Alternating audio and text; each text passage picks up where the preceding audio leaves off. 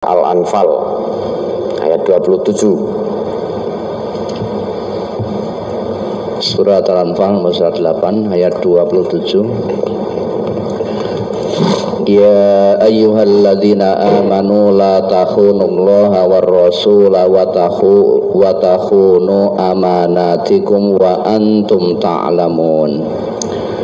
Hai orang-orang yang beriman, janganlah kamu mengkhianati Allah dan Rasul, yakni Muhammad, dan juga janganlah kamu mengkhianati amanat-amanat yang dipercayakan kepadamu sedang kamu mengetahui. Ya dah. Lah ini ada iman tidak dalam hatinya? Ngakunya beriman. Lah kok menyalahi amanahnya? Amanah tadi dipercayakan untuk korban. Lah kok golek turahan gue bangun gedung pengajian.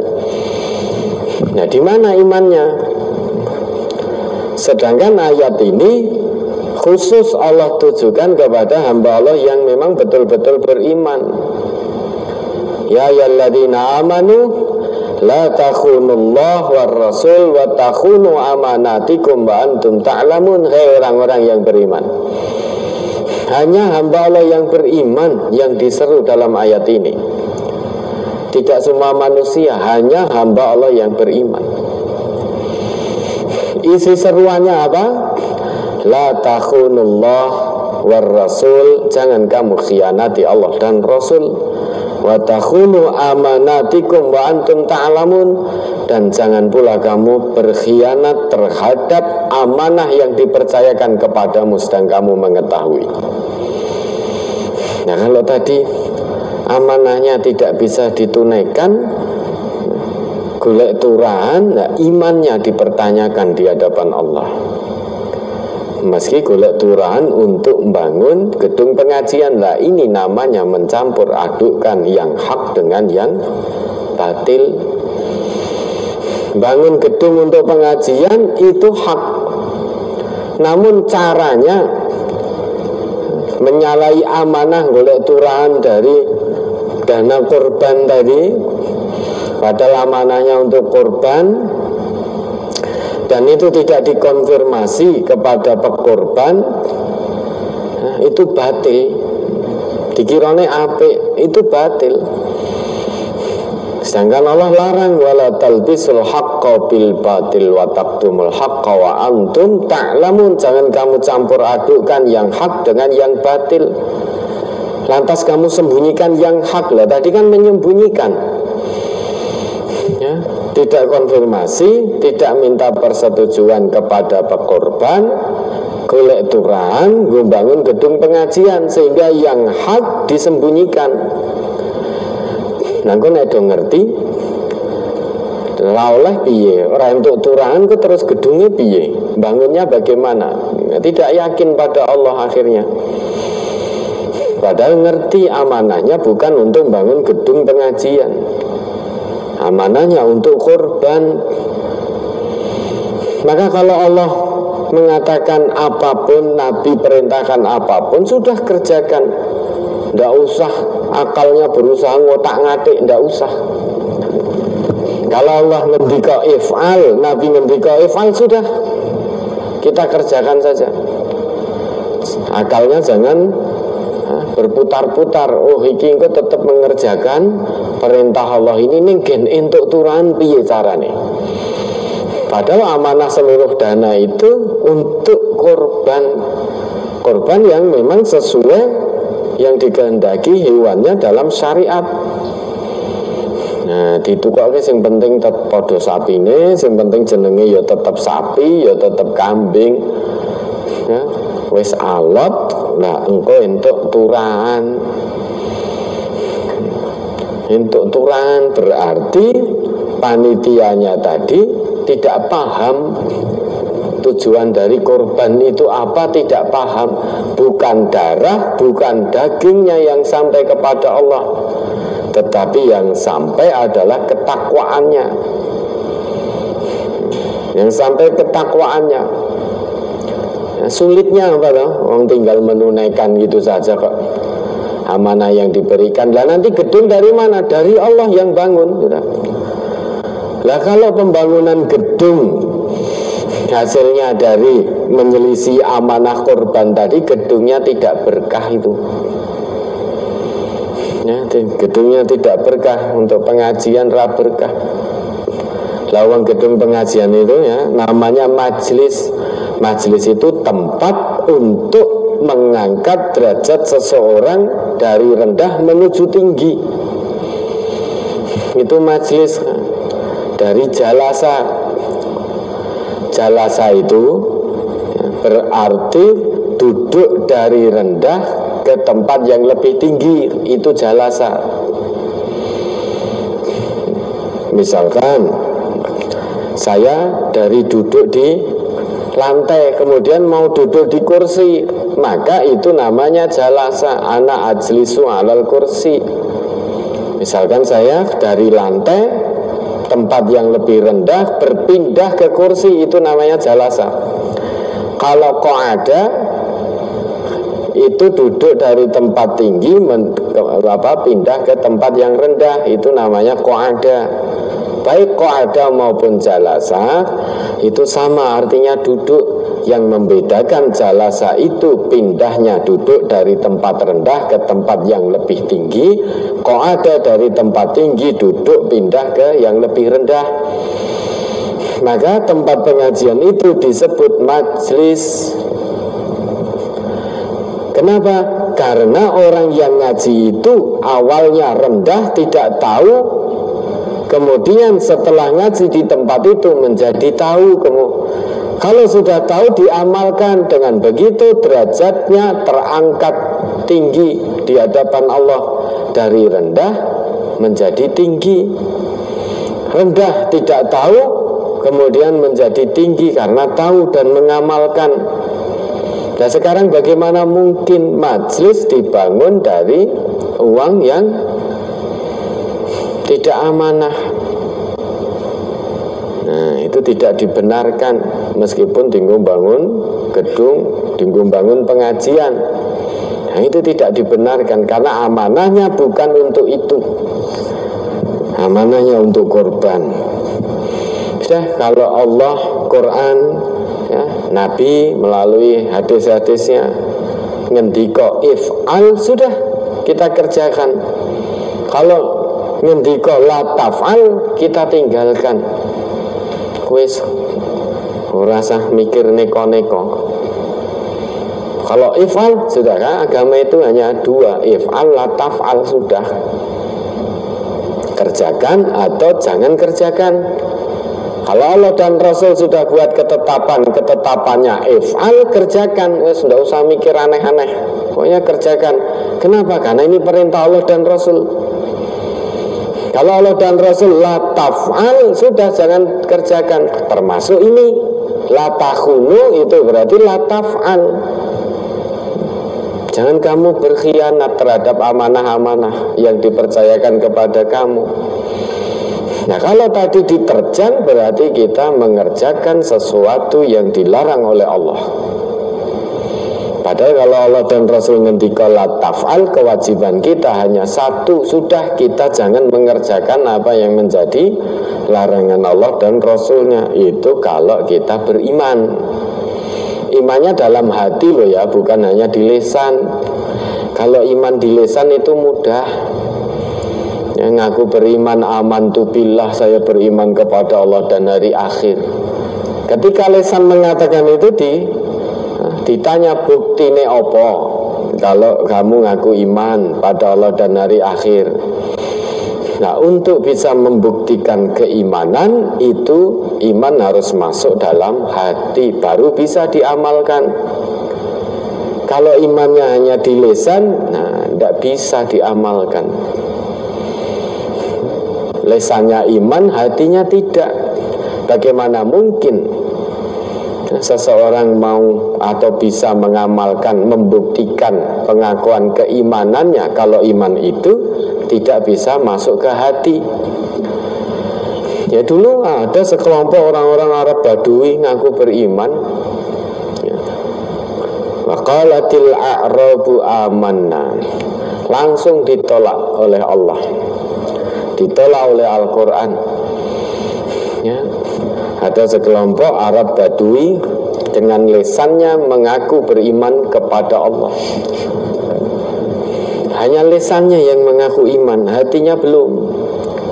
Ditolak, turun ayat kullam tu'minu walakin qulu aslamna walamma yadkhulil imanu fi qulubikum. Tunggu, aja ngaku iman sih, tunggu dulu. Iman itu butuh bukti. Bukti keimanan adalah amal soleh. Amal soleh itu hanya bisa dilakukan oleh orang-orang yang imannya masuk sampai hatinya. Kalau hanya berhenti di akal, di lisan, tunggu dulu, jangan ngaku iman. Ya, qul lam tu'minu, jangan kamu mudah ngaku beriman kalau itu baru di lisan, belum dibuktikan dalam perbuatanmu. Itu jangan ngaku iman. Lisannya ngaku iman, nih ya cik korupsi. Lisannya ngaku iman, ijik nyolong, ijik ngapusi. Lisannya ngaku iman, masih pergaulan bebas, tunggu dulu. Tapi jangan ngaku iman, ngaku, katakan aku telah Islam. Karena memang iman itu yang pertama butuh pengakuan di lisan dulu. Iman itu secara sederhana tasdiqum, takrirum bil lisan wa tasdiqum bil qalbi wa amalun bil jawarih, pengakuan di lisan, kemudian pembenaran dalam hati, kemudian setelah itu dibuktikan dengan amal perbuatan. Itu iman. Kalau baru sekedar di lisan jangan ngaku iman, tetapi walakin qulu aslamna, aku telah Islam. Kenapa? Karena walamma yadkhulil iman fi qulubikum, iman belum masuk dalam hatimu, sehingga belum terbukti keimananmu. Bukti keimanan seseorang adalah amal soleh, itu buktinya. Dari ujung kepala sampai ujung kaki amal soleh. Kalau lisannya saja masih suka fitnah, suka goroh, suka ini itu dan lain sebagainya, menyakiti hati orang lain, nah, imannya baru di lisan, belum di hati. Maka jangan ngaku iman. Ya, iman itu butuh bukti amal soleh. Wa basyiril ladina amanu wa amilus solihat. Kan gitu kata Allah. Yang diperkenankan, diperbolehkan oleh Allah masuk surga nanti hanya yang memenuhi dua syarat yang Allah berikan menurut Allah dalam Al-Baqarah ayat 25 itu. Siapa itu? Orang yang beriman dan imannya dibuktikan dengan amal soleh. Maka kalau terpenuhi dua syarat ini, dia akan mendapatkan kabar gembira. Apa kabar gembiranya? Surga yang mengalir di bawahnya sungai-sungai. Di dalamnya akan mendapatkan kenikmatan yang abadi, termasuk pasangan hidup yang disucikan. Itu kriterianya dua. Tidak banyak-banyak, tidak seperti tempat kita bekerja, kriterianya banyak. Ya, panjenengan itu mau melamar pekerjaan di satu tempat, itu kan persyaratannya banyak. Usia sekian, ini sekian, ini siap bekerja dalam tekanan, siap ini, banyak sekali itu kriterianya. Tempat kita bekerja, meskipun banyak, namun tidak sedikit manusia yang berusaha memenuhi kriteria yang diminta oleh tempat pekerjaan yang akan dia masuki. Karena dia tahu persis, kalau aku melamar pekerjaan ke tempat ini, kriteria yang diajukan tidak aku penuhi, maka otomatis saya tidak akan diterima bekerja di tempat itu.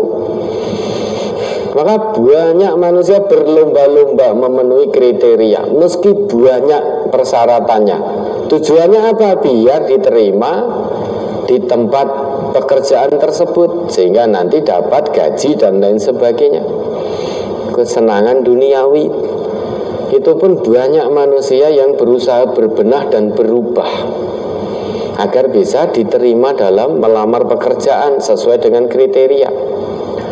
Tetapi banyak pula manusia yang tidak kepingin berubah dan berbenah untuk memenuhi kriteria surga yang Allah persyaratkan. Ya, padahal Allah itu hanya mensyaratkan dua, iman dan amal soleh sudah. Kalau iman dan amal soleh, maka kamu berhak menjadi penghuni surga. Nah, untuk dunia saja kita luar biasa, kriteria pekerjaan kita penuhi dengan tujuan biar diterima bekerja di tempat itu, karena tahu ada satu saja yang tidak bisa kita penuhi sebagai kriteria pekerjaan, kita tahu resikonya tidak diterima di tempat pekerjaan itu. Maka kita berusaha sekuat tenaga berbenah, berubah, memenuhi kriteria pekerjaan itu biar diterima. Masa untuk surga kita tidak mau berbenah, tidak mau berusaha, padahal untuk surga ini kenikmatannya abadi luar biasa. Ya, tentu harus lebih berbenah lagi, harus lebih kita usahakan lagi, termasuk salah satunya untuk dapat iman dan amal soleh, menjaga amanah. Salah satu bentuk amal soleh adalah menjaga amanah. Apapun yang diamanahkan kepada kita, itu bukti keimanan. Ya, tetap jaga amal solehnya, karena amal soleh itu menjadi tanda bahwa iman sudah masuk di hati, bukan hanya sekedar di lisan. Kalau hanya sekedar di lisan, berarti imannya belum terbukti. Kalau imannya belum terbukti, maka jangan harap bisa diterima oleh Allah kelak di surganya. Karena syarat untuk menjadi penghuni surga yaitu iman dan amal soleh. Basyiril ladzina amanu wa amilus solihat. Antara kata amanu dan amilus solihat di tengahnya ada wawu. Ya, di Al-Baqarah 25 itu loh, wa basyiril ladzina amanu wa amilus solihat. Antara amanu dan amilus solihat tengahnya ada huruf wawu. Wawunya itu wawul ma'iyah. Wawul ma'iyah itu fungsinya lil ilsaq, melekat, nempel. Wawul ma'iyah itu nempel, melekat, tidak bisa berdiri sendiri-sendiri. Maka solasi itu dalam bahasa Arab disebut lasok, karena solasi itu merekatkan. Maka bahasa Arabnya lasok, melekat. Nah, fungsi dari wawul ma'iyah salah satunya lil ilsok, untuk melekat, sehingga iman dan amal soleh tidak bisa berdiri sendiri-sendiri, harus melekat. Sehingga dengan kata lain, orang ngaku beriman harus dibuktikan dengan amal soleh. Kalau orang berbuat baik tanpa iman kepada Allah, maka amalnya, perbuatannya tidak disebut oleh Allah dengan soleh. Bukan amal soleh, hanya amal biasa.